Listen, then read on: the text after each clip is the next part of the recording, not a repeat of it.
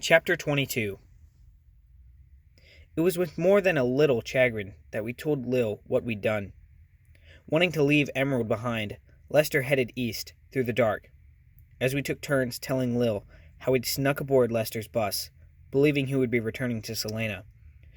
We told her how Lester had turned left instead of right, north instead of south, and how we'd found ourselves heading away from Selena and the hospital, and our papa. Lil's face did not change throughout the telling, or for several minutes after, when an awkward silence fell throughout the bus. The only sounds came from the knocks and pings of the engine, and from the voices in my head. "We're dead.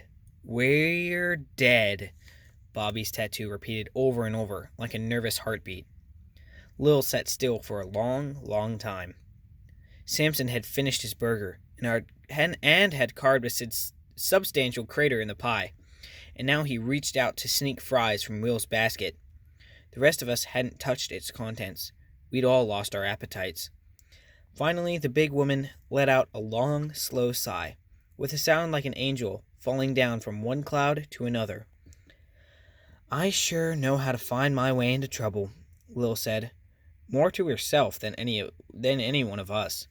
"Today, I've lost both my car and my job. Now, it looks like I've gone and lost my senses, too."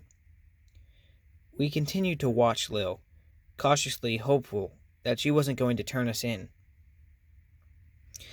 "Listen here, all of you," Lil said. Her little voice, Lil raised her little voice over the noisy engine. "I'm going to tell you what we're going to do." Lester smiled. He seemed to dote on women who told him what to do, but at least Lil wasn't anything like Carlene and Rhonda. Lil laid down the law. The plan was to continue east toward Lincoln to find a motel, giving us some distance from Emerald, but getting us off the road sooner rather than later. Lil didn't like the thought of us being out on the highways that night.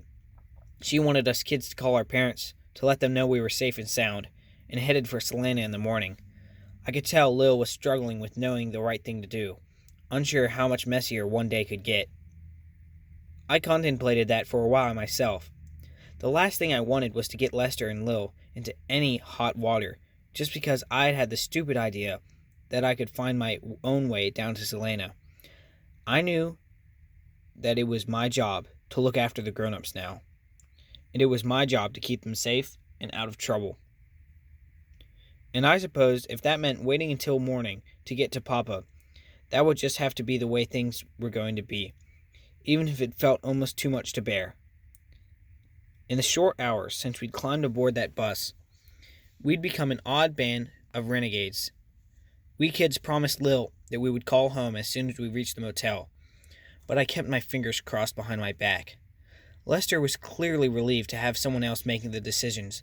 It seemed he'd used up every last drop of his tiny reservoir of nerve to keep the bus on its original course for his deliveries.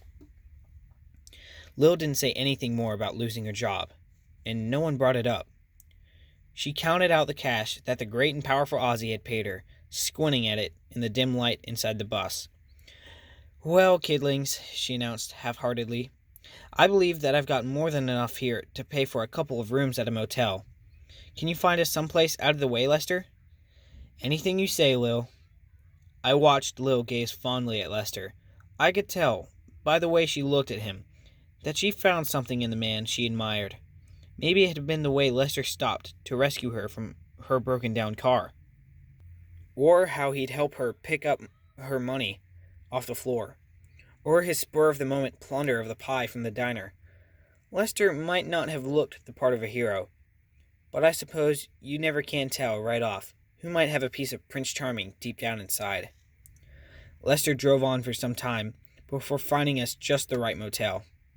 The Lincoln Sleepy 10 had only a few cars in the parking lot, and its vacancy sign was buzzing and blinking like a bug light.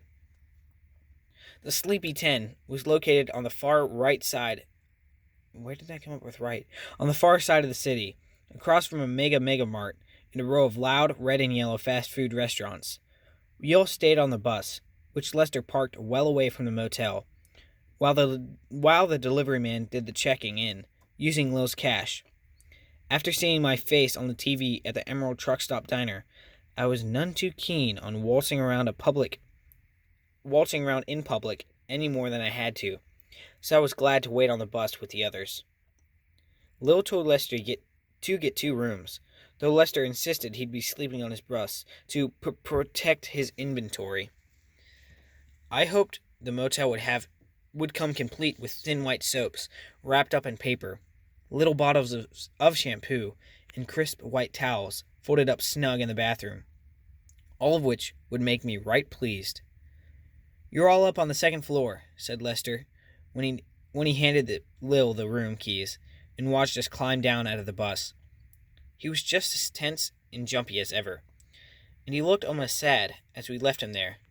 For a second, I wondered if Lester might panic and leave us all there in the middle of the night.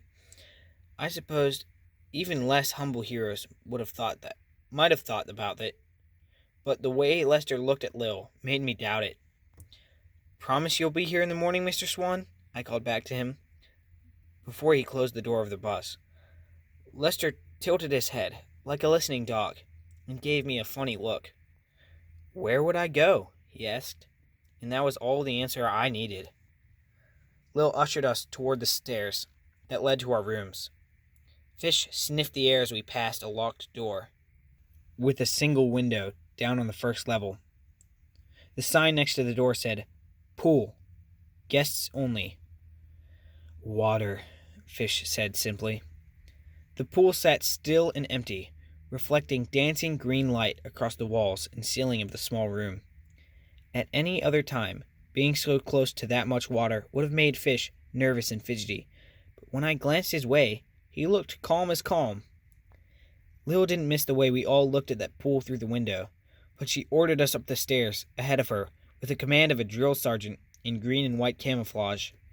When we reached the 2nd floor, Lil took the lead, holding Samson's hand while looking for our rooms, fumbling one-handed with the room keys.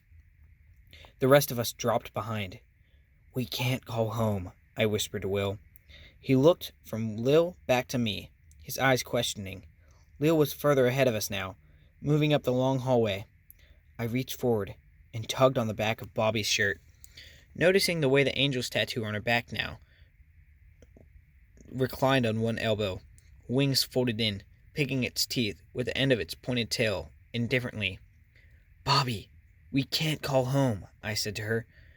"Duh," she replied, and rolled her eyes at me. "Of course she knows that," said the angel, but I ignored it. "Fish? I know, he whispered back at me. "We can't call home, but just how do you think we'll get away with that?" "I've got a plan," I said. "Oh, goody," said Bobby. "She's got a plan."